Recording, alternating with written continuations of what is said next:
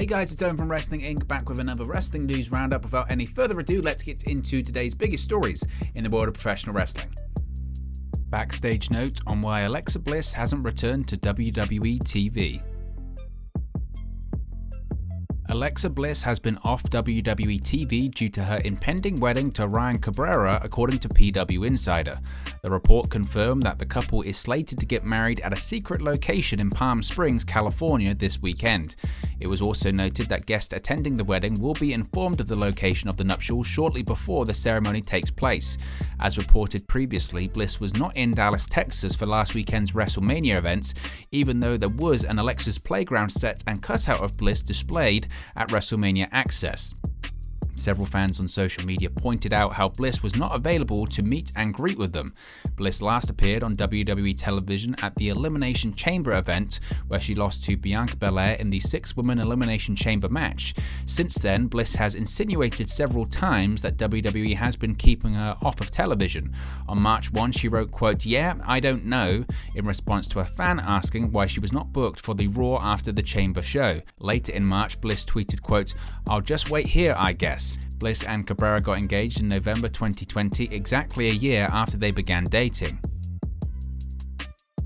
Backstage notes on Vince McMahon's match at WrestleMania 38. WWE Chairman and CEO Vince McMahon wrestled what may end up being his final match at WrestleMania 38 as he defeated Pat McAfee. McMahon's victory over McAfee came right after McAfee's win over Austin Theory, and the segment ended with WWE Hall of Famer Stone Cold Steve Austin delivering Stone Cold Stunners to McMahon, McAfee, and Theory. A new report from Fightful Select notes that many people within WWE were not very keen on the idea.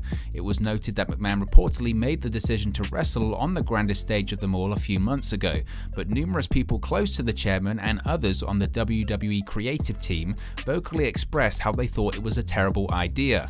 McMahon seemed to take the match, including the botched stunner, in stride, as it was noted that there were plenty of laughs had by the creative team and McMahon himself in the past few days since WrestleMania 38.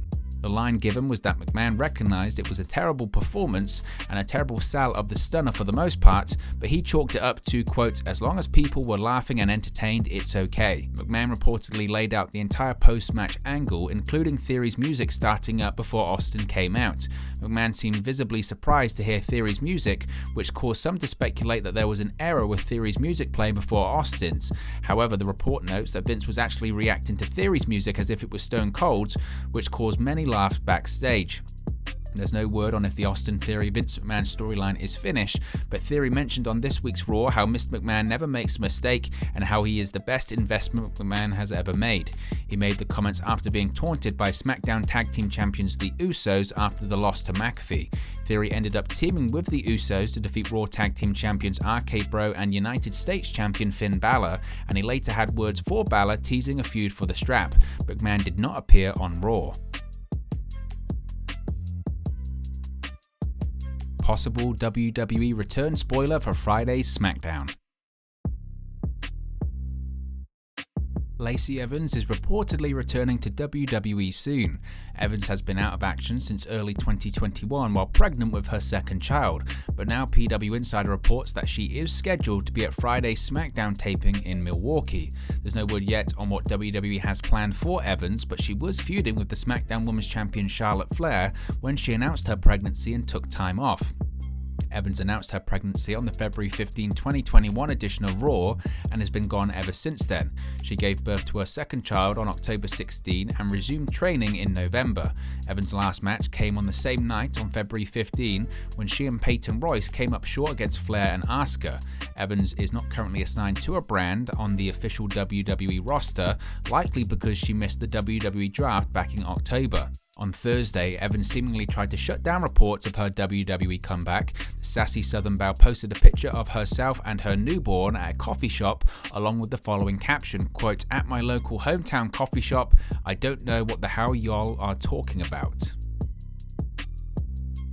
AEW Dynamite viewership up from last week with Samoa Joe's debut and FTR versus the Young Bucks. Wednesday's live edition of AEW Dynamite drew 989,000 viewers on TBS according to Nielsen via Showbuzz Daily. This is up 1.02% from last week's episode, which drew 979,000 viewers. This week's Dynamite drew a 0.38 rating in the key 18 to 49 demographic. This is even with last week's 0.38 rating. Dynamite ranked number 2 for the night in the cable top 150 this week, with the 0.38 rating in the 18 to 49 key demographic. This is up from last week's number 3 ranking. Dynamite ranks number 31 in viewership for the night on cable this week. This is up from last week's number 35 ranking. Wednesday's Dynamite drew the 7th best audience of the year so far. The episode was tied with last week's show and the March 16 St. Patrick's Day Slam show for the 3rd lowest key demo rating of the year so far. Wednesday's Dynamite viewership was up 1.02% from last week, while the 18 to 49 key demo was even from the prior week. This week's Dynamite viewership was up 35.52% from the same week in 2021. The key demo rating was up 43.75% from the previous year. The 2021 episode was one of the lowest that year in the regular time slot as it went head-to-head with WWE NXT TakeOver Stand and Deliver Night 1. Cody Rhodes on this week's WWE SmackDown. WWE Raw superstar Cody Rhodes will be at this week's post-WrestleMania 38 edition of SmackDown on Fox. There's no word yet on if Rhodes will be appearing on the SmackDown broadcast or working a dark match, but PW Insider reports that he is scheduled to be there. It is interesting to note that WWE still does not have Rhodes assigned to either Raw or SmackDown on the official roster page. Rhodes returned to WWE at WrestleMania Saturday and defeated Seth Rollins. He then appeared on this week's Raw and delivered an emotional promo on how he came back to WWE to chase and win the WWE title as a way to honor his late father who never won the bout, WWE Hall of Famer The American Dream Dusty Rhodes. Rhodes' feud with Seth Rollins is likely over as Rhodes was interrupted on Raw, but the two shook hands and the Visionary welcomed the American Nightmare back home.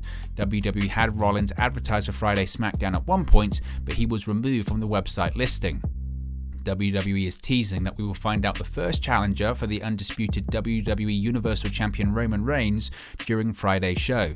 WWE has been sending talents from one brand to work the other's TV tapings for dark matches as of late, so it's possible that Rhodes is headed to Milwaukee to work a blue brand dark match. He defeated Kevin Owens in Monday's post-Raw dark match main event in Dallas. Tony Khan on Cody Rhodes returning to WWE. AEW President, CEO, General Manager and Head of Creative Tony Khan chose to focus on the future of AEW when asked about Cody Rhodes this week. Khan spoke with Justin Barrasso of Sports Illustrated to promote this week's AEW Dynamite and was asked about Rhodes returning to WWE this past weekend at WrestleMania 38. He admitted he lost a top talent but pointed to how Samoa Joe was debuting against Max Caster in a qualifier for the Owen Hart Foundation men's tournament. Khan also noted how AEW has recently signed Tony Storm and Jeff Hardy. Quote, I did lose a very prominent free agent, Khan responded, but we're debuting one in Samoa Joe. In the past 30 days, we've also debuted Tony Storm, who was incredible last week with her victory against the Bunny, and Jeff Hardy, one of the biggest stars in wrestling. We have a lot of excitement happening here, and that's our focus. So what are your thoughts on today's Wrestling News Roundup? Let me know your thoughts in the comment section below. Be sure to like and subscribe to Wrestling Inc. and I'll speak to you again very, very soon.